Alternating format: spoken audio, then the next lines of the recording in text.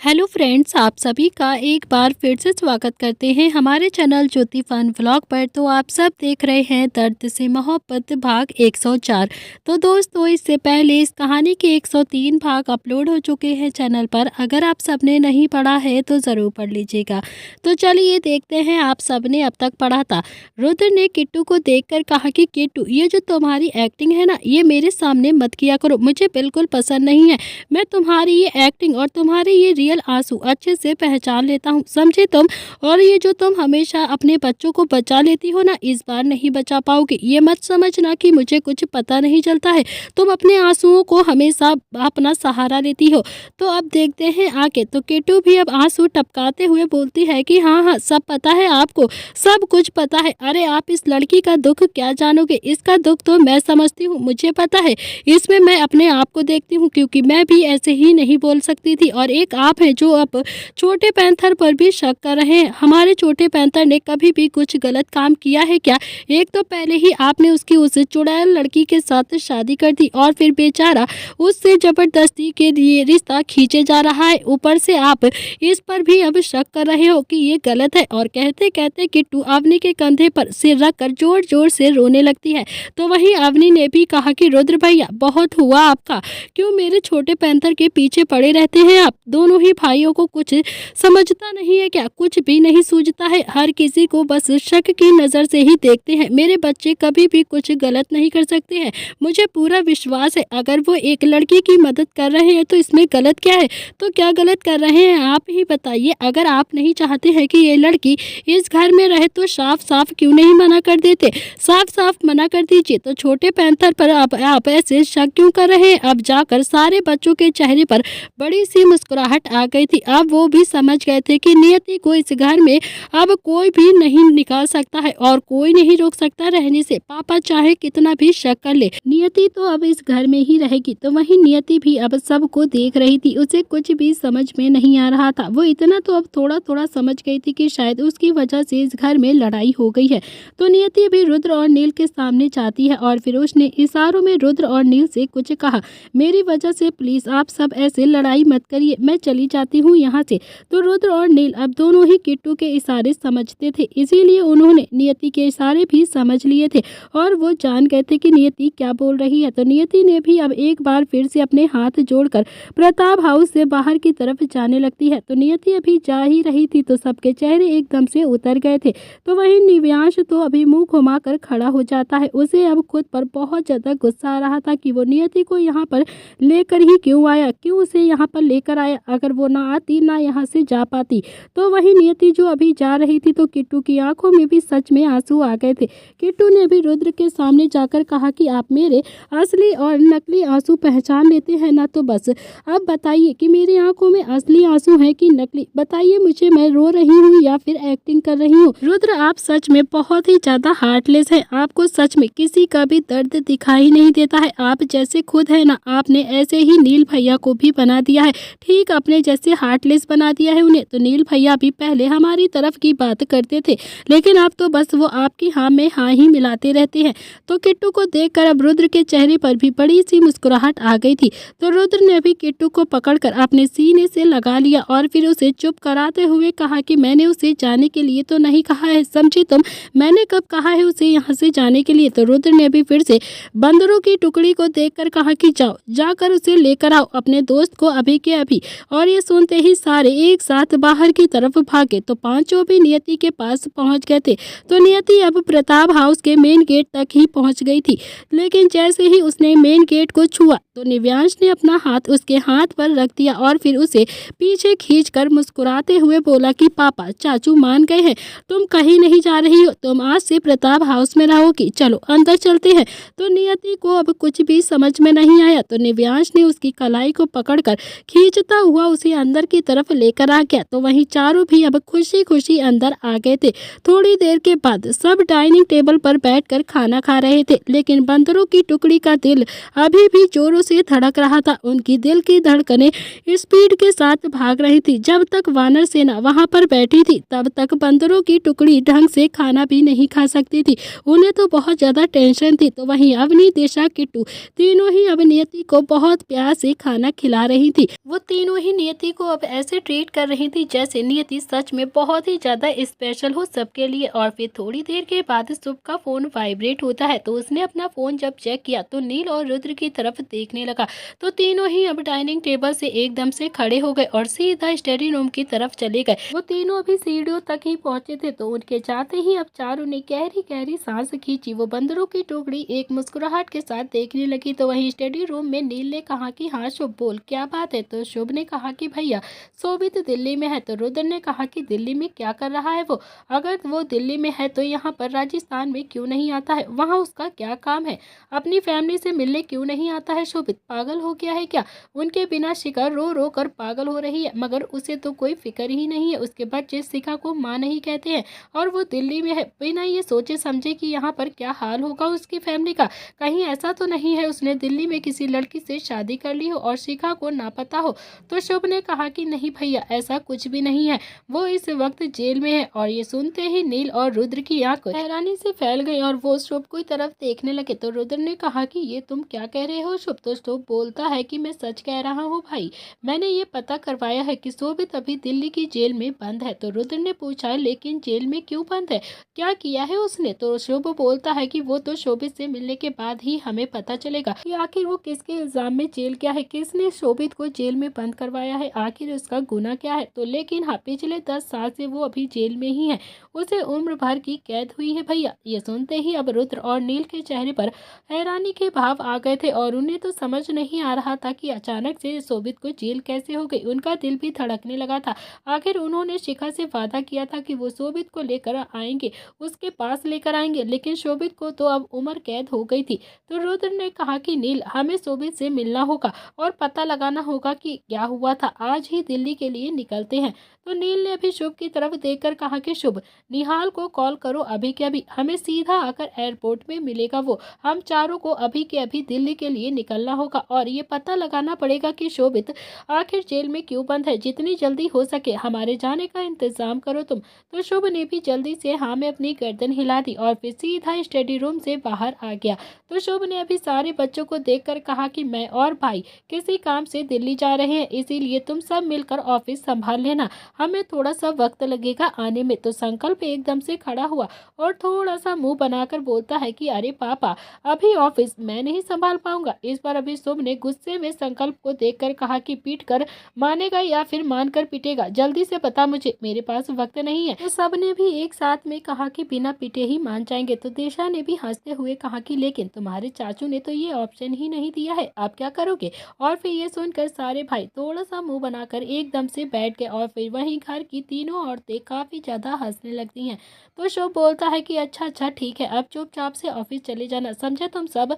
अगर मुझे पता चला कि तुम लोग ऑफिस नहीं गए और वहाँ पर कोई काम नहीं किया है तो मुझसे बुरा कोई नहीं होगा, समझ गए ना। तो चारों ने ही हाँ में अपनी गर्दन हिला दी। तो वहीं शुभ नील और रुद्र अब दिल्ली जाने की तैयारी करने लगते हैं। क्या रुद्र नील और शुभ पता लगा पाएंगे शोभित क्या सच। इधर सच्चा देवा हाउस में इस वक्त अरमान जो ऑफिस जा चुका था रोहान गार्डन में अपनी छड़ी के सहारे इधर उधर चक्कर लगा रहा था। आज अरमान के जाते ही रोहान गार्डन में आ गया था, तभी उसकी टक्कर एक लड़की से हो गई। वो लड़की अभी नीचे गिर जाती उससे पहले ही रोहान ने उसकी कमर पर अपना हाथ रखकर उसे अपनी तरफ खींच लिया, उसे गिरने से बचा लिया। तो जैसे ही रोहान ने अब उस लड़की के बालों की खुशबू को महसूस किया, उसे एक अलग सी फीलिंग का एहसास हुआ। उसे दिल भर में एकदम से बेचैनी उठ पड़ी। वो एहसास कुछ ऐसा था कि रोहान को बहुत ही ज्यादा अच्छा लग रहा था।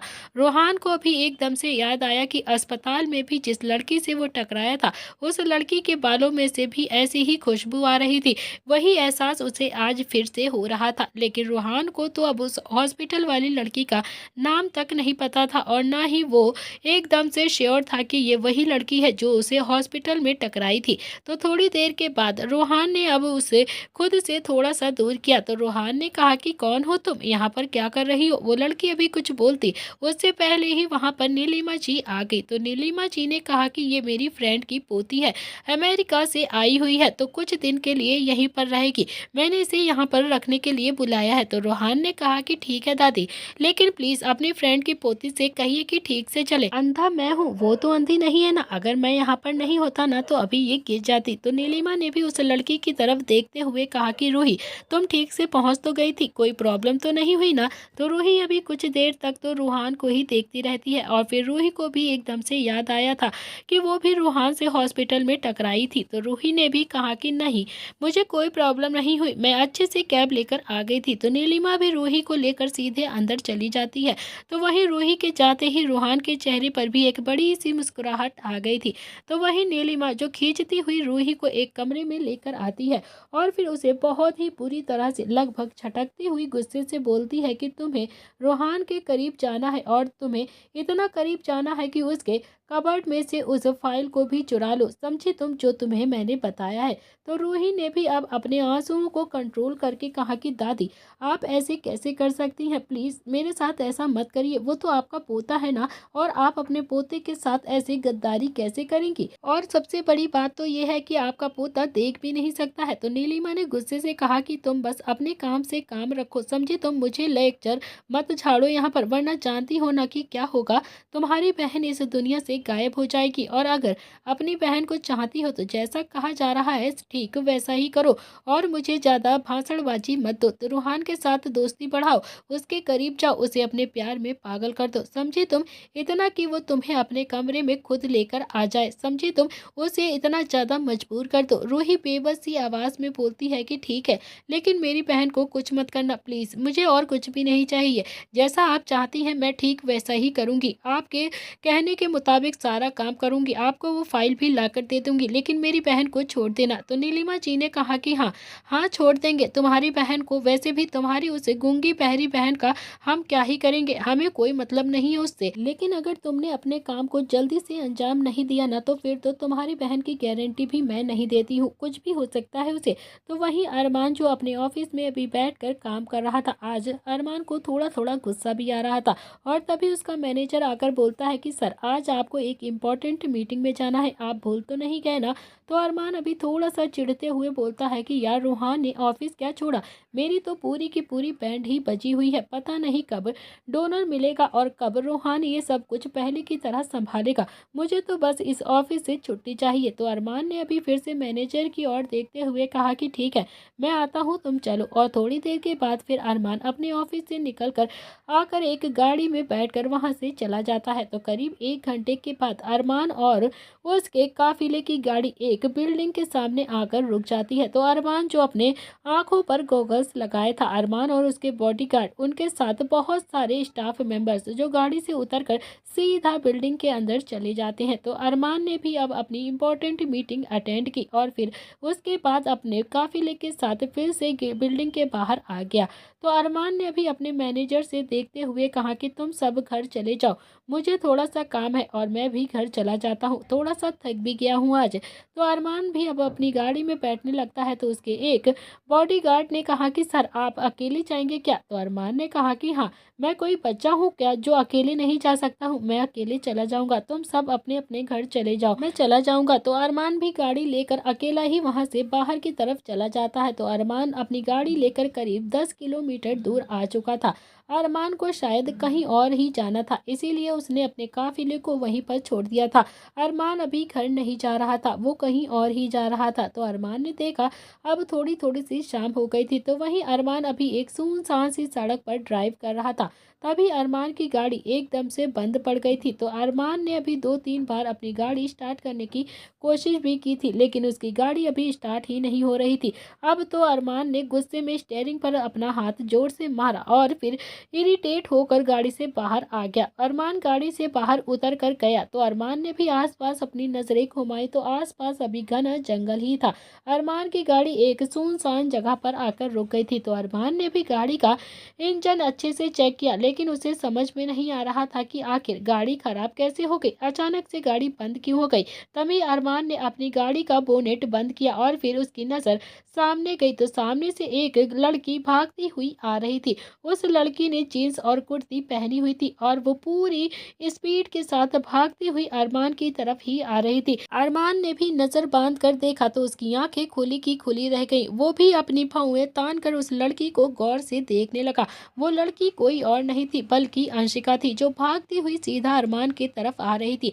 अरमान खुद में ही बड़बड़ाता है कि यार ये आफत मेरी तरफ ही आ रही है ना, या फिर मैं सपना देख रहा हूँ। इतने में ही अंशिका अरमान के और भी ज्यादा करीब आ गई और फिर तभी अरमान ने खुद से कहा कि यार ये झांसी की रानी तो मेरे पास में ही आ रही, अब मैं कैसे बचूं इससे। अरमान अभी कुछ सोचता उससे पहले ही अंशिका भागती हुई आती है और अरमान के गले लग जाती है।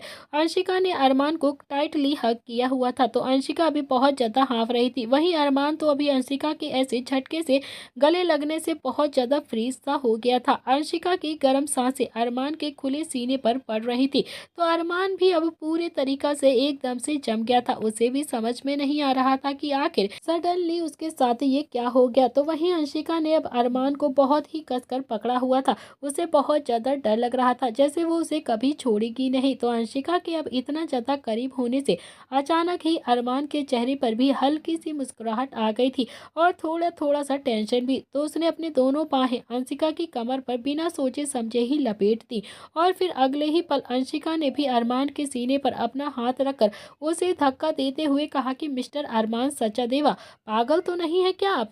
ऐसे मुझे पकड़ क्यों रहे हैं? आपको शर्म नहीं आती है? मुझे गले क्यों लगा रहे हैं आप? तो अरमान तो अब हैरानी से अंशिका को देखता रहता है, जैसे उससे पूछना चाहते हो कि अभी तो तुम ही आकर मेरे गले लगी थी और अब मुझसे ये सवाल कर रही हो। अब मैंने अपने हाथ तुम्हारी कमर पर लपेटे तो तुम्हें गुस्सा आ गया? शर्म नहीं आती है तुम्हें? तो अंशिका ने भी अब अरमान को उंगली दिखाते हुए कहा कि इन चीते जैसी आंखों से मुझे मत घूरा करो, समझे तुम? मैं तुमसे गले लगी थी क्योंकि मेरे पीछे आदमी पड़े हैं, इस वजह से तुम पर नजर पड़ी तो मेरी जान में जान आ गई कि चलो कोई तो जान पहचान वाला मिल गया है जो मुझे बचा लेगा इन सांड जैसे आदमियों से। लेकिन तुम तो मौके का फायदा ही उठाने लगे। तुमने तो मुझे अपनी बाहों में ही कस दिया। अकेली अबला नारी देखी नहीं कि तुम्हारी अंदर छुपा हुआ हवस का पुजारी बाहर आ गया। मैं सब जानती हूँ तुम लड़कों के बारे में। तो अरमान तो अब अंशिका को हैरानी से देख रहा था।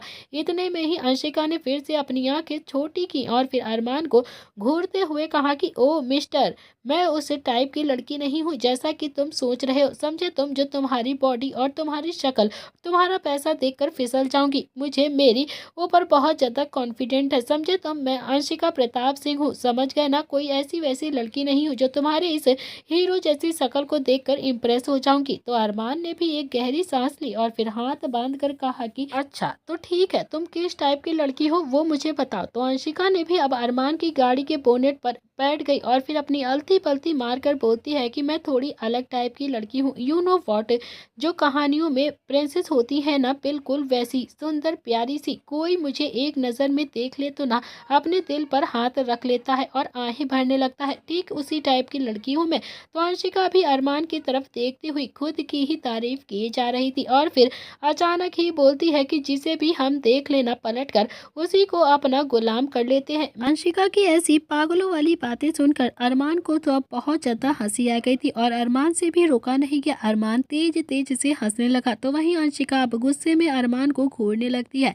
तो अरमान ने भी अब अपने दोनों हाथ अपनी कमर पर रख के कहा कि तुम्हारा गुलाम होने से अच्छा है तो इंसान जहर खा ले, खुद की ही जान दे दे वो, तुम्हारा गुलाम होने से अच्छा। इतना कहकर तो अरमान अब और भी तेज तेज जोर से हंसने लगा। तो अंशिका को अभी अब बहुत ज्यादा गुस्सा आ गया। वो बोनेट से उतरी और फिर अरमान को पंच मारने के लिए उसकी तरफ बढ़ने लगी। तो वहीं अरमान जो हंसता हुआ पीछे हट रहा था और फिर अरमान गाड़ी के इधर उधर चक्कर लगाने लगता है और अंशिका उसे मारने के लिए पीछे पीछे भागने लगती है।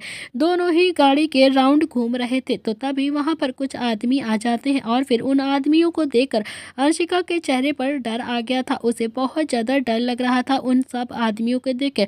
तो अरमान भी अब उन आदमियों को ही देखकर रुक गया और फिर उन आदमियों को देखकर अरमान की आंखों में भी काफी ज्यादा गुस्सा सा उतर आया। तो वहीं अंशिका जो डरती हुई सीधा अरमान के पास में आती है और फिर अपनी नम आंखों से बोलती है कि अरमान प्लीज मुझे बचा लो इन सब से, ये मुझे बहुत ज्यादा परेशान कर रहे हैं। ये वही लोग हैं जो दोपहर से मेरे पीछे पड़े हुए हैं, मुझे परेशान कर रहे हैं। मेरा फोन भी कहीं पर गिर गया है, वरना तो मैं अपने घर पर ही किसी को फोन कर देती। और ये कहते हुए अंशिका ने अरमान की बाजुओं को कसकर पकड़ लिया था।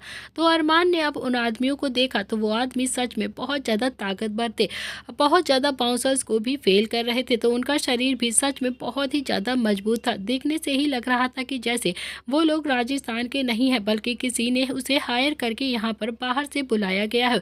तो अरमान अभी उन आदमियों को स्कैन करने लगता है। तो अंशिका भी उन सबको देखकर अंदर ही अंदर बहुत ज़्यादा डर रही थी, बहुत ज़्यादा घबरा भी रही थी। वैसे तो अंशिका ऐसी सिचुएशन में घबराती बिल्कुल भी नहीं थी, लेकिन वो आदमी कुछ ज़्यादा ही डरावने थे और बहुत ही ज़्यादा बॉडी बिल्डिंग लग रहा था। तो वही अब करीब 10 से 12 आदमी थे और फिर अरमान जो बिल्कुल अकेला था। वहीं अंशिका ने 1 मिनट के लिए भी अरमान की बाजुओं को नहीं छोड़ा था, बल्कि उसकी आंखों में डर के मारे पानी भी आ गया था।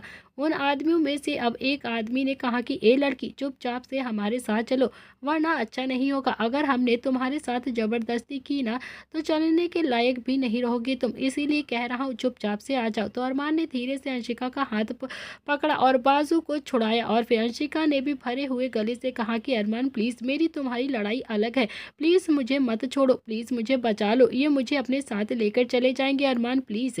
लेकिन अरमान ने अंशिका को खुद से दूर कर दिया और ये देखकर तो सारे आदमी मुस्कुराने लगते हैं। उन्हें अपनी ऊपर जीत का एहसास हो रहा था। उन आदमियों में से एक आदमी ने कहा कि ए लड़की, आप चुपचाप से यहाँ पर आ जाओ, इसके पीछे खड़े होकर खुद को बचाने की कोशिश भी मत करना। क्यों कर रही हो खुद को बचाने की कोशिश? उसने तो तुम्हारा साथ खुद ही छोड़ दिया है, अब चुपचाप से मेरे साथ चलो, समझी? तुम हमारे साथ चलोगी ना तो तुम्हें अच्छे अच्छे नज़ारे दिखाएंगे, और अगर नहीं चली ना तो यहाँ पर सड़क पर ही तुम्हारी हालत को खराब कर देंगे, यही हालत खराब हो जाएगी तुम्हारी, तो चुपचाप से चलो हमारे साथ। तो वहीं अरमान धीरे से अपनी गाड़ी के पास गया और फिर उसने गाड़ी का गेट खोला, उसमें से अपना मोबाइल निकाला और फिर जेब में रखा और फिर धीरे से अंशिका के पास आया। तो अंशिका की आंखों में भी अब आंसू टपक रहे थे, डर के मारे उसके हाथ पैर कांपने लगे थे। अंशिका धीरे धीरे अब बढ़ने लगी थी। तो अरमान ने अंशिका की कलाई को पकड़ा और धीरे से बोला कि जब मैं कहूँ तो भागना। तो अंशिका ने भी अब हैरानी से अरमान की तरफ देखा और फिर अरमान ने भी अपनी पलकें झपका दी। अगले ही पल अरमान ने कहा कि अंशिका भागो जल्दी से। तो अंशिका और अरमान दोनों ही वहां से भागने लगते हैं। तो वहीं वो सारे आदमी भी ये देख कर कि वो लड़का उस लड़की को लेकर कहाँ भाग गया है और कैसे ढूंढेंगे अब उस लड़की को, तो हैरान होकर अब एक दूसरे का मुंह देखने लगते हैं और फिर वो भी उनके पीछे पीछे भागने लगते हैं। तो अंशिका और अरमान अभी पूरी जान लगाकर एक दूसरे का हाथ पकड़कर भाग रहे थे। तो अरमान ने भागते हुए कहा कि अंशिका तेज भागो तेज, वरना तुम्हारे साथ साथ मुझे भी नज़ारे दिखा देंगे वो सब के सब, जल्दी भागो यहाँ से। तो अंशिका ने भी अपने आंसू पोंछ लिए थे और फिर से तेज तेज भागने लगती है। तो अरमान को अब कुछ भी समझ में नहीं आ रहा था कि वो अंशिका को लेकर कहाँ पर जाए और कैसे बचाए उसे, तो इसीलिए वो जंगल की तरफ भाग गया अंदर। तो अरमान ने भी एक बार भी पीछे मुड़कर नहीं देखा था। तो वहीं अंशिका भी अब अपनी जान लगाकर अरमान के साथ में ही भाग रही थी, लेकिन करीब 20 मिनट भागने के बाद अंशिका बहुत ज़्यादा हाँफने लगती है, उसे बहुत ज़्यादा पसीना आ रहा था। तो अंशिका भी एक जगह पर आकर रुककर बोलती है कि अरमान, मैं और नहीं भाग सकती हूँ। तो अरमान ने पीछे की तरफ देखा तो अब वो आदमी भी उन्हें फॉलो नहीं कर रहे थे, लेकिन तब तक रात भी हो चुकी थी और फिर अरमान अंशिका दोनों ही जंगल के बीचों बीच में खड़े हुए थे। अरमान ने अंशिका की तरफ देखते हुए कहा कि ठीक है, कुछ देर आराम कर लो, उसके बाद हम यहाँ से निकलने का रास्ता ढूंढेंगे, क्योंकि ऐसे तो हम पूरी रात यहाँ जंगल पे नहीं काट सकते हैं। तो अंशिका भी एक पेड़ के नीचे टेक लगाकर लंबी लंबी सांसें ले रही थी। तो वहीं अरमान भी अपने मोबाइल से नेटवर्क कैच करने की कोशिश कर रहा था। अरमान के मोबाइल में नेटवर्क नहीं आ रहे थे, उसे नेटवर्क कहीं पर भी नहीं मिल रहा था। थोड़ी देर के बाद अरमान ने अंशिका की कलाई को पकड़ा और फिर कहा कि चलो चलो यहाँ से निकलना होगा हमें, यहाँ पर हम सेफ नहीं है। और फिर दोनों ही धीरे धीरे वहाँ से चलने लगते हैं।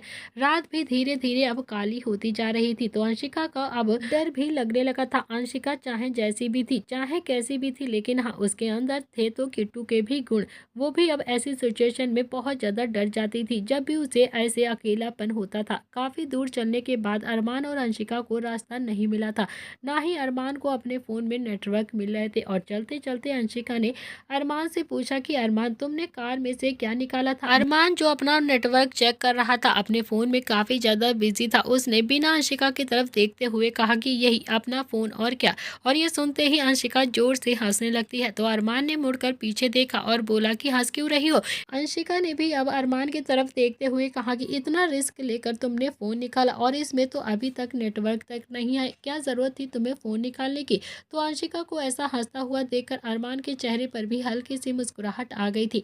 तो अरमान ने कहा कि वो सब कुछ छोड़ो, ये तुम्हारे पीछे कैसे पड़े? मुझे ये बताओ, ये क्यों तुम्हारा पीछे कर रहे थे? तो अंशिका एकदम से रुक गई। तो अंशिका ने भी पेड़ से टेक लगाकर हाँफते हुए कहा कि पता नहीं अरमान, मैं आज जब कॉलेज से निकली थी तो अपने ड्राइवर का वेट कर रही थी और तभी ये 10-12 आदमी अचानक से मेरे सामने आ गए और मुझसे ज़बरदस्ती करने लगे। अपने साथ ले जाने की कोशिश कर रहे थे और मैं जैसे तैसे इनसे बचकर यहाँ से भागने लगी थी और तब से लेकर मैं ये वक्त आ गया है, ये सब मुझे छोड़ ही नहीं रहे हैं और भागते भागते मेरा फ़ोन भी कहीं पर गिर गया, मुझे पता भी नहीं चला, इसीलिए अपने घर वालों को कांटेक्ट भी नहीं कर पाई। मेरी मॉम, मेरे पापा को तो पता भी नहीं है मेरे पीछे कुछ आदमी पड़े हैं। जब मैंने तुम्हें देखा तो मेरी जान में जान आई कि चलो कोई तो है जो मुझे बचा लेगा, कोई तो पहचान वाला मिल गया है। तो अंशिका की बात सुनकर अरमान ने अंशिका को देखा और फिर कुछ सेकंड तक अंशिका को ही देखता रहा, उसकी मासूमियत में खो गया और फिर वो धीरे धीरे अंशिका के करीब जाने लगता है। तो रात अभी अंधेरी हो चुकी थी, चांद की रोशनी अभी दोनों पर थोड़ी थोड़ी सी पड़ रही थी। तो अंशिका ने अब अरमान को अपने करीब आते हुए देखा तो थोड़ा सा डर गई, उसे बहुत ज़्यादा डर लगने लगा अरमान की ये तिरछी नज़र से। लेकिन अरमान नहीं रुका, अरमान अंशिका के बिल्कुल करीब में चला गया। अंशिका की कमर पहले से ही पेड़ से लगी हुई थी, तो अरमान के इतना ज़्यादा करीब होने से उसकी तो जैसे एकदम से सांस ही रुक गई थी, उसकी धड़कनें जोर जोर से धड़क रही थी। तो अंशिका ने अपने दोनों हाथ अरमान के सीने पर रखकर उसे धकेलने की कोशिश की, लेकिन अरमान उससे हिला भी नहीं, वो तो अपनी जगह पर जम सा गया था। तो अंशिका ने भी अब अपने डर को जैसे तैसे कंट्रोल किया और फिर अपनी लड़खड़ाती हुई जुबान से बोली कि मिस्टर सचदेवा, ये आप क्या कर रहे हैं? आप मेरे इतने करीब क्यों आ रहे हैं? दूर हटिए प्लीज़, दूर हो जाइए, मुझसे डर लग रहा है मुझे, प्लीज़ हट जाइए। तो अरमान ने भी एक ठंडी सी आवाज़ में कहा कि तुम्हें नहीं पता कि मैं क्या कर रहा हूँ? तुम मुझे ऐसे ढकेल क्यों रही हो? फिल्में नहीं देखती हो क्या? तुम्हें नहीं पता है कि जंगल में मंगल होता है? तुम इतनी ज़्यादा खूबसूरत हो, तुम्हारी मोटी मोटी सी आंखें, घनी घनी सी पलकें, दूध सा रंग। अरमान ने अब अपनी एक उंगली अंशिका की गर्दन पर छूकर कहा कि और ये तुम्हारा तेल जो तुम्हारी खूबसूरती को और भी ज़्यादा बढ़ाता है।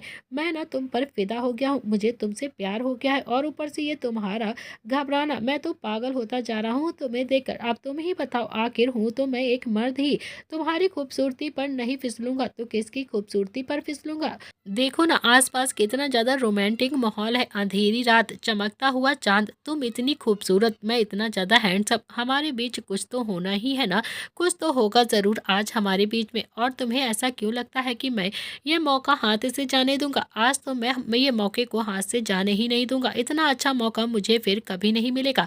तुम्हें नहीं लगता है कि हमारे बीच कुछ तो होना चाहिए आज, कुछ तो ऐसा जो एक याद बन जाए, एक मीठी सी याद जो मैं और तुम दोनों ही याद करके मुस्कुराएं। तो अंशिका जो अपने कानों पर यकीन नहीं कर पा रही थी, उसने जब भी अरमान को फेस किया था तो अरमान हमेशा उसे गुस्से में ही होता हुआ नजर आता था, लेकिन आज अरमान बहुत ही ज़्यादा सॉफ्ट था, बहुत ही ज़्यादा प्यार भरी बातें कर रहा था और इतना ज़्यादा रोमांटिक हो रहा था। तो अंशिका को अब अरमान से इस वक्त बहुत ज़्यादा डर भी लग रहा था, लेकिन अरमान के अलावा वहाँ पर किसी पर वो यकीन भी नहीं कर सकती थी, वहाँ पर कोई था ही नहीं जिस पर वो यकीन करती, वहाँ तो कोई था तो बस अरमान ही बचा था जो उसे बचा पाता। लेकिन हाँ, अरमान ने भी अब अंशिका को उन आदमियों से बचाया तो था, डर के मारे अब अंशिका की आंखों में भी पानी आ गया था। वो अरमान के सामने थोड़ा सा गिड़गिड़ा रही थी और अपने आंसू बहा रही थी कि प्लीज अरमान, मुझसे दूर हो जाओ, छोड़ दो मुझे। तो वही अरमान जो कंटिन्यू अंशिका के चेहरे पर ही झुका हुआ था, अरमान की गर्म सांसें अब अंशिका के चेहरे पर भी पड़ रही थी। तो अंशिका को तो अब धीरे धीरे कांपने भी लगी थी, कपकपाहट आ गई थी। तो अंशिका ने अब एक बार फिर से कहा कि प्लीज प्लीज मिस्टर सचदेवा, दूर हो जाइए मुझसे, ये क्या कर रहे हैं आप, मेरे इतने करीब क्यों आ रहे हैं? सच में बहुत ज़्यादा डर लग रहा है मुझे, प्लीज़ मिस्टर सचदेवा छोड़िए मुझे। तो अरमान अभी भी अंशिका की बातें ही नहीं सुन रहा था, वो तो बस अंशिका की खूबसूरती में खो चुका था। तो अरमान की नज़रें अब अंशिका के चेहरे पर टिकी हुई थी, वो तो बस उसे अपनी नशीली आंखों से घूर रहा था। तो अंशिका का चेहरा अब आंसुओं से भीग चुका था। इस वक्त अंशिका बहुत ही ज़्यादा प्यारी लग लग रही थी, उसका पूरा फेस अब लाल हो चुका था। बहुत ज़्यादा मासूम अंशिका का ऐसा रूप अरमान ने कभी भी नहीं देखा था। अरमान को तो पता भी नहीं था कि अंशिका के अंदर कोई मासूम सी लड़की भी रहती है, जो इतनी ज़्यादा खूबसूरत है, जो ऊपर से दिखती है वो अंदर से बिल्कुल नहीं है। उसने तो हमेशा अंशिका को बस लड़ते झगड़ते ही देखा था और ख़ासकर उसी के साथ लड़ते हुए। तभी अरमान ने फिर से अपनी कोल्ड वॉइस में कहा कि तुम्हें डर लग रहा है क्या? तो अंशिका ने भी फिर से अपनी लड़खड़ाती हुई जुबान से कहा कि प्लीज़ मिस्टर सचदेवा, प्लीज़ दूर हो जाइए मुझसे, आप मेरे इतने ज़्यादा करीब क्यों आ रहे हैं? दूर हटिए। अरमान ने अभी फिर से अंशिका की तरफ देखते हुए कहा कि बताओ ना अंशिका, तुम्हें डर लग रहा है क्या मुझसे? तो अंशिका ने कहा कि हाँ, हाँ प्लीज़ मिस्टर सचदेवा, दूर हो जाइए मुझसे, मुझे आपसे डर लग रहा है। और ये सुनते ही अरमान अंशिका से एकदम से दूर हो गया और फिर ज़ोर-ज़ोर से हँसने लगता है। तो वहीं अंशिका तो अब अरमान को ऐसे हँसता हुआ देख रही थी। अंशिका ने भी अब अपने आंसुओं को पोंछा और वो हैरानी से अरमान को देखने लगी और उसे तो अब गुस्सा भी आ रहा था। अरमान का तो हँस-हँस कर बुरा हाल हो चुका था। तो अरमान ने भी अंशिका की तरफ देखते हुए फिर से हँसते हुए कहा कि तो फिर क्या झांसी की रानी को डर भी लगता है क्या? मुझे तो पता भी नहीं था, तुम्हें डर भी लगता है? तो अरमान अभी कंटिन्यू बस हँस ही रहा था और फिर अंशिका का मज़ाक भी उड़ा रहा था। तो वहीं अंशिका को अब अरमान पर बहुत ज़्यादा गुस्सा आने लगा था। उसका ये मज़ाक वो हकीकत में समझ रही थी। तो अंशिका भी समझ गई थी कि अरमान उसके साथ मज़ाक कर रहा था। अरमान की इंटेंशन बिल्कुल भी गंदी नहीं थी अंशिका के लिए, वो तो बस अंशिका के साथ थोड़ा-सा मज़ाक कर रहा था। अंशिका भी जितना ज़्यादा गुस्से में अरमान को देखती, अरमान उतना ही ज़्यादा ज़ोर-ज़ोर से हँसता और फिर आखिरकार अंशिका का भी सब्र अब टूट गया था और वो भी अरमान को ज़ोर-ज़ोर से गुस्से में मारने के लिए आगे आई। तो अरमान ने जब देखा कि अंशिका उसे मारना चाहती है तो वो भी पेड़ के इधर-उधर से फिर से भागने लगता है और फिर अंशिका भी उसे मारने के लिए उसके पीछे-पीछे भागने लगती है। अंशिका बहुत ज़्यादा बड़बड़ा रही थी और अरमान को मारने के लिए भाग रही थी उसके पीछे-पीछे। अंशिका गुस्से में बोलती है कि अरमान, तुमने मेरी धड़कनें रोक दी थी, तुम्हें पता है मुझे कितना ज़्यादा डर लग रहा था, तुमको शर्म नहीं आती है ऐसा गंदा सा मज़ाक करते हुए? मुझे लग रहा था कि जैसे आज ही मेरी ज़िंदगी का आखिरी दिन है, अगर आज तुम मेरे साथ कुछ भी कर देते ना तो मैं तो अपने आप को ख़त्म ही कर देती, समझे तुम? तुम्हें देखकर ये कौन कहेगा कि तुम इतने फेमस, इतने बड़े बिजनेस टाइकून हो? हरकतें देखी है तुमने अपनी? 18 साल का बच्चा भी तुमसे मैच्योर होता है, तुमसे अच्छी हरकतें होती है उसके अंदर। बिल्कुल, इतना बोलकर ही मेरी आधी जान निकाल दी थी तुमने। कुछ कर देते तो मैं तो मर ही जाती। शर्म नहीं आती है तुम्हें इतनी गंदी-गंदी मज़ाक करते हुए, वो भी एक लड़की के साथ? तो वहीं अरमान का तो अब हँस-हँस कर बुरा हाल हो चुका था। अंशिका अरमान के पीछे अभी भी भाग रही थी और फिर फाइनली उसने अरमान को पकड़ लिया था और अरमान के सीने पर अपने पंच बनाकर जोर-जोर से मारने लगती है और फिर तभी अरमान का भी बैलेंस बिगड़ गया और अरमान जाकर नीचे गिर गया। तो अरमान ने भी खुद को संभालने के लिए अंशिका की बाजुओं को पकड़ा हुआ था। अंशिका भी अब अरमान के साथ ही जमीन पर गिर जाती है। अरमान नीचे गिरा था तो अंशिका उसके ऊपर आकर गिर गई थी। दोनों ही धड़ाम से जाकर जमीन पर गिरे हुए थे। अरमान नीचे था और अंशिका बिल्कुल अरमान के ऊपर थी। दोनों ही एक दूसरे के बिल्कुल करीब आ गए थे और दोनों की सांसें एक दूसरे के फेस पर आ रही थी। दोनों कुछ सेकंडों तक एक दूसरे को ही देखते रहते हैं। अब तो अंशिका को भी अरमान को इतने करीब से देखने पर कुछ हो रहा था। अरमान के इतना ज़्यादा करीब होने से अंशिका के दिल की धड़कनें भी तेज हो रही थी। अंशिका को भी कुछ समझ में नहीं आ रहा था कि आखिर उसे कैसे फीलिंग आ रही है आज, लेकिन वो फीलिंग अंशिका को एकदम से ग्रीन सिग्नल दे रही थी। उसे बहुत ज़्यादा अजीब लग रहा था।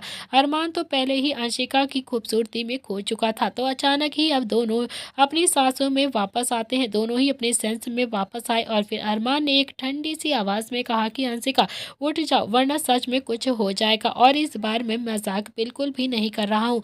और ये सुनते ही अंशिका का चेहरा भी शर्म से एकदम से लाल हो गया और वो भी जल्दी से अरमान के सीने पर अपने हाथ रखकर ऊपर से उठने लगती है, लेकिन वो फिर से उसका पैर फिसल गया और वो फिर से आकर अरमान के सी ऊपर आकर धड़ाम से गिर जाती है। तो अरमान ने एकदम से करवट लेकर अंशिका को अपने नीचे कर लिया और फिर लगभग उसके चेहरे पर पूरी तरीके से झुकते हुए कहा कि तुम्हें लग रहा है कि मैं मजाक कर रहा हूँ? मैं सच में कह रहा हूँ अंशिका, सच में कुछ हो जाएगा, प्लीज़ हट जाओ मेरे ऊपर से। तुम सच में बहुत ज़्यादा खूबसूरत हो, बहुत ही ज़्यादा खूबसूरत, और मैं इतना ज़्यादा स्ट्रांग नहीं हूँ जो मैं अपने आप को कंट्रोल कर पाऊँगा। इतनी खूबसूरत लड़की मेरे इतने करीब होगी तो मैं खुद को संभाल लूँगा, मेरे अंदर इतनी ताकत नहीं है। और हाँ, तुम फिर से मेरे ऊपर आकर गिर गई हो, अब तो मुझसे बिल्कुल भी कंट्रोल नहीं हो रहा है। और ये सुनते ही अंशिका ने अपने दोनों हाथ अरमान के सीने पर रखे और उसे दूर ढकेलते हुए कहा कि मर्जी से नहीं गिरी हूँ मैं आपके ऊपर, मेरा पैर फिसल गया गया था, इसीलिए गलती से गिर गई हूँ मैं आपके ऊपर।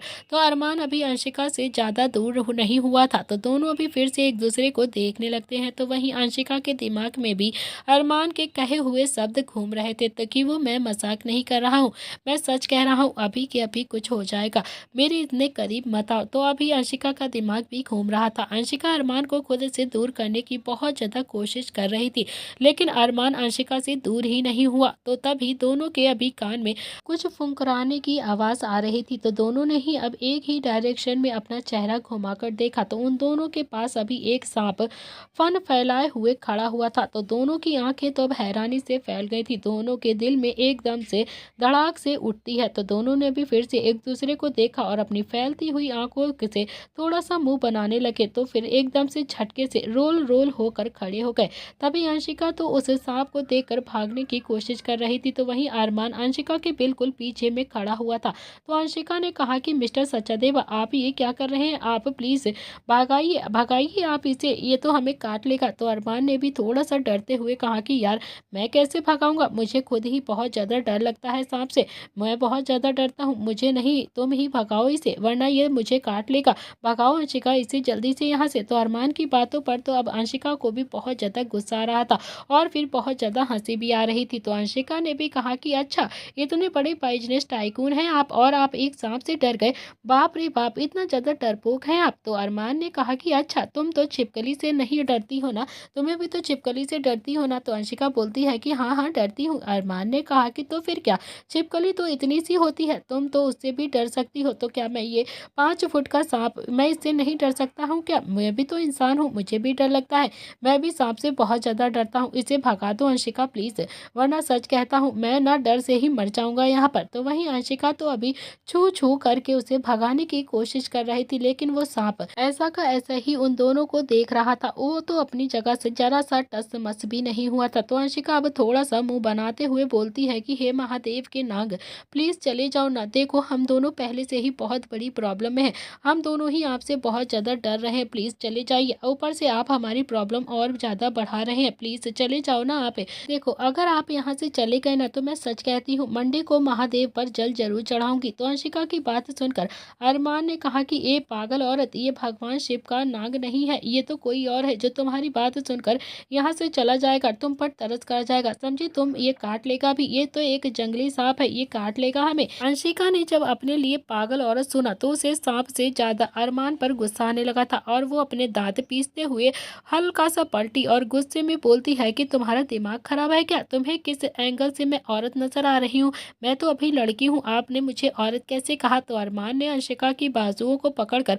उसे दोबारा से सांप की तरफ घुमाते हुए कहा कि मैंने जो बोला है वो बोला है, उस पर अभी ध्यान मत दो, तुम इस पर ध्यान दो, इस सांप पर ध्यान दो कि इसे कैसे भगाना है हमें, जल्दी से भगाओ, मुझे बहुत ज़्यादा डर लग रहा है, वरना मैं सच कहता हूँ मुझे सू आ जाएगा यहीं पर, मैं अभी सू कर दूंगा। तो अरमान की बात सुनकर तो अब अंशिका की भौएं भी आपस में तन गई थी और कहीं ना कहीं उसे हंसी भी आ रही थी। तो उसने भी फिर से अरमान को देखकर कहा कि अरमान तुम सच में ना अरमान सचदेवा ही हो ना, कोई और तो नहीं हो ना।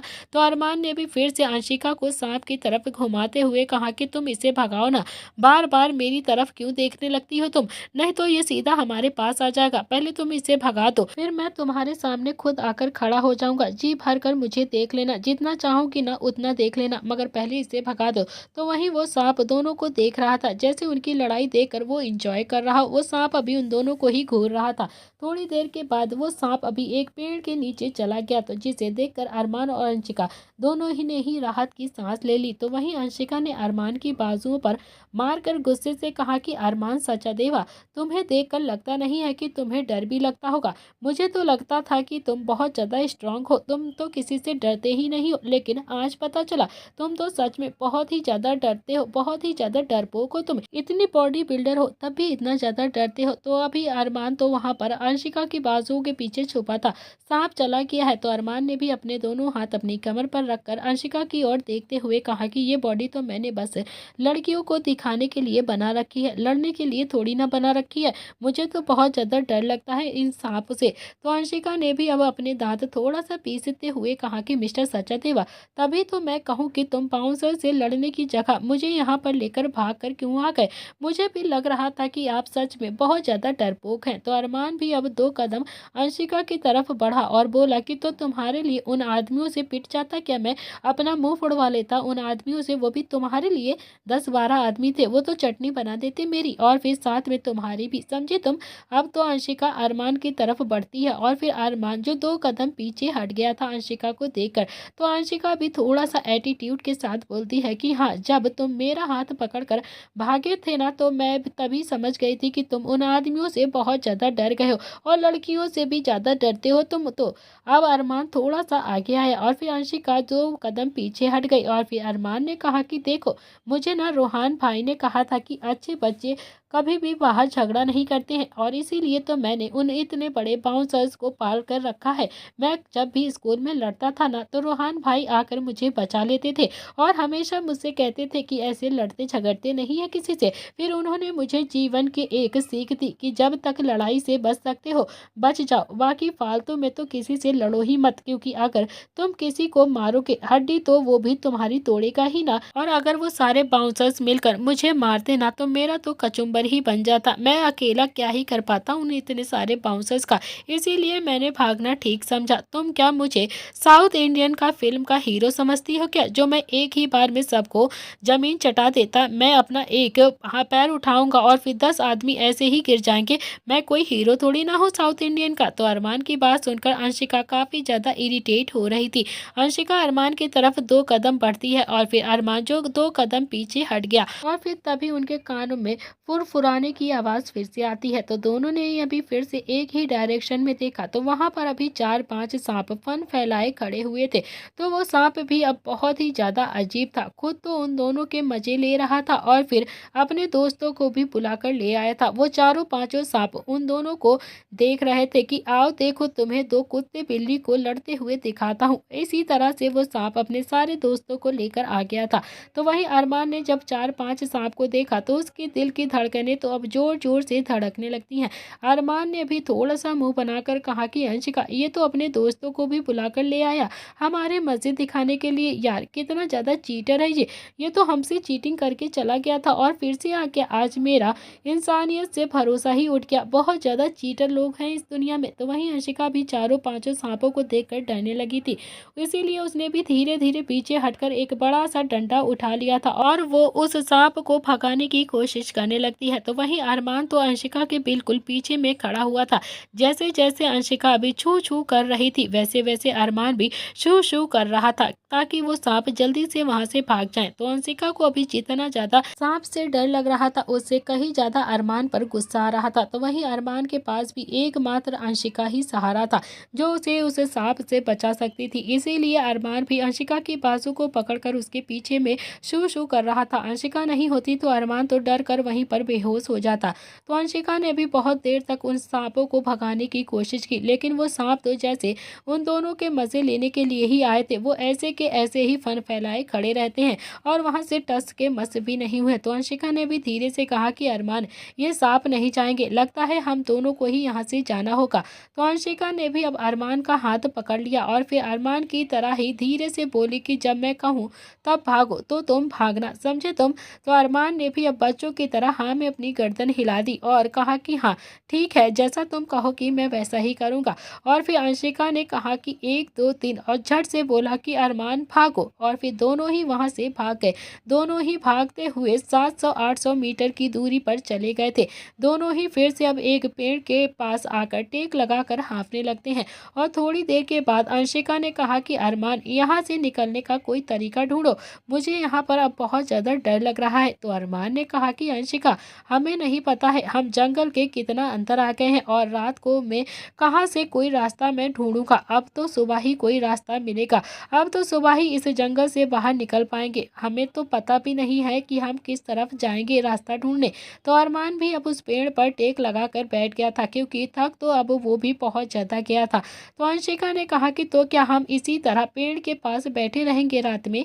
तो अरमान ने कहा कि एक बार अंशिका को देखा और फिर हाँ में अपनी गर्दन हिलाते हुए कहा कि हाँ अब तो यहीं पर रहना पड़ेगा। तो अंशिका ने कहा कि और अगर हम दोनों सो गए तो अरमान ने कहा कि तो क्या हुआ, सो जाएंगे तो सो जाएंगे। तो अंशिका ने फिर से अरमान की तरफ देखते हुए कहा कि अच्छा, और वो सांप आकर तुम्हें काट कर चला गया तो? और फिर ये सुनते ही अरमान झट से खड़ा हो गया और डर के मारे कांपने लगा। अब तो हंसने की बारी अंशिका की थी, तो अंशिका भी अरमान को देखकर जोर जोर से हंसती रहती है। तो वहीं अरमान भी अब समझ गया था कि अंशिका ने भी जानबूझकर उसे डराने की कोशिश की है।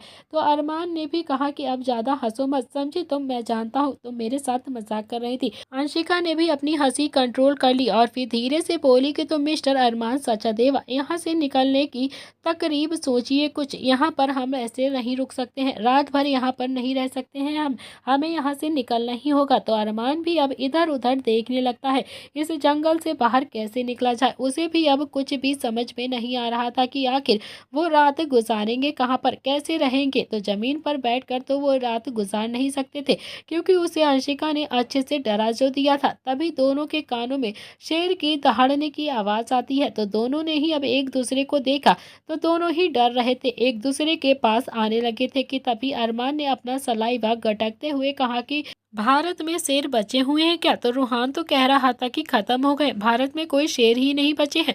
तो अंशिका ने भी हाँ में अपनी गर्दन हिला दी और फिर तभी शेर की दूसरी दहाड़ दोनों के कानों में पड़ती है। तो अरमान ने तो अब बिल्कुल चूहे की तरह आवाज निकाल कर कहा कि मतलब रूहान ने मुझसे झूठ बोला था, छोड़ूंगा नहीं मैं रूहान को, अभी घर जाकर बताता हूँ। तो अंशिका ने भी फिर से हाँ में गर्दन हिला दी कि हाँ रूहान भाई को छोड़ना मत। तो अरमान का मुंह तो अब एकदम से रोने वाला हो गया था।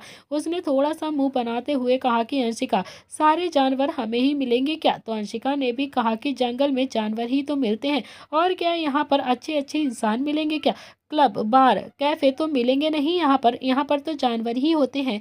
इतने में ही शेर की आवाज़ और भी ज़्यादा तेज हो गई थी। अब तो अंशिका ने भी अरमान की बाजू डर के मारे पकड़ ली थी और थोड़ा सा घबराते हुए कहा कि मिस्टर सचादेवा, कुछ कीजिए ना, कैसे निकले हम यहाँ से, कैसे बचे इन जानवरों से। तो अरमान ने भी मुंह बनाते हुए कहा कि मैं क्या करूँ, एक तो पहले ही मैं सदमे में हूँ कि मेरे भाई ने मुझसे झूठ बोल दिया, और ऊपर से तुम कह रही हो कि मिस्टर सचादेवा कुछ कीजिए, बचाइए मुझे। तो क्या करूँ मैं, अब क्या करें मिस्टर सचादेवा, कैसे बचाएं अपने आप को और तुमको। तभी अरमान ने उस पेड़ को देखा जिस पेड़ के नीचे अभी दोनों ही खड़े थे। उस पेड़ की डाल अभी मोटी मोटी सी थी और काफी दूर तक फैली भी हुई थी। तो अरमान ने कहा कि अंशिका, तुम पेड़ पर चढ़ी हो क्या कभी। तो अंशिका ने ना में अपनी गर्दन हिलाकर कहा कि नहीं, मैं तो कभी भी पेड़ पर नहीं चढ़ी हूँ।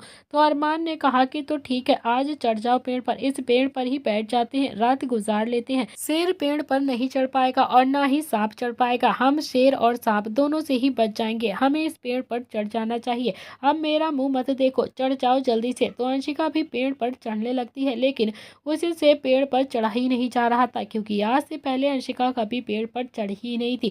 तो अरमान ने थोड़ा सा सहारा देकर उसे चढ़ाने की कोशिश की, लेकिन फिर भी वो चढ़ नहीं पा रही थी। आज से पहले वो कभी भी पेड़ पर चढ़ी नहीं थी, इसीलिए उसका पैर ही नहीं उठ रहा था, इसीलिए वो बार बार नीचे गिर रही थी। तो अरमान ने भी एक बार फिर उसे चढ़ाने की कोशिश करी, लेकिन इस बार भी अंशिका का हाथ डाली से छूट गया और वो अरमान के ऊपर आकर गिर पड़ी, और अरमान जो एकदम से नीचे गिर पड़ा। तो अरमान ने भी अब अंशिका को देखकर कहा कि देखो अंशिका, मेरा बिल्कुल भी रोमांस करने का मूड नहीं है इस वक्त, अगर तुम्हें मेरे ऊपर लेटना इतना ही ज्यादा पसंद है तो यहाँ से निकलने के बाद मैं तुम्हें पूरा मौका दूंगा, तुम जी भर कर मेरे साथ रोमांस करना, मेरे ऊपर आराम से लेटी रहना, मैं तुम्हें रोकूंगा भी नहीं। लेकिन हाँ, फिलहाल तो मेरे ऊपर से उठ जाओ, वरना हम दोनों ही शेर का डिनर बन जाएंगे, समझे तुम। तो अरमान की बात सुनकर तो अंशिका को भी बहुत ज्यादा गुस्सा आ गया था, और वो भी जल्दी से अरमान के ऊपर से उठी। तो अरमान अभी जैसे ही उठा तो अंशिका ने अरमान के सीने पर पंच बनाकर जोर जोर से मारना शुरू कर दिया। तो दोस्तों, इसी के साथ इस कहानी का आज का ये एपिसोड यहाँ पर समाप्त हो रहा है। कैसा लगा आपको आज अंशिका और अरमान का लव स्टोरी का स्टार्टिंग। बहुत ही इंटरेस्टिंग स्टोरी होगी, कल पता चलेगा आपको अरमान और अंशिका की लव स्टोरी की शुरुआत कैसे होने वाली है। तो दोस्तों, आज के लिए इतना ही, मिलते हैं इस कहानी के नेक्स्ट पार्ट में।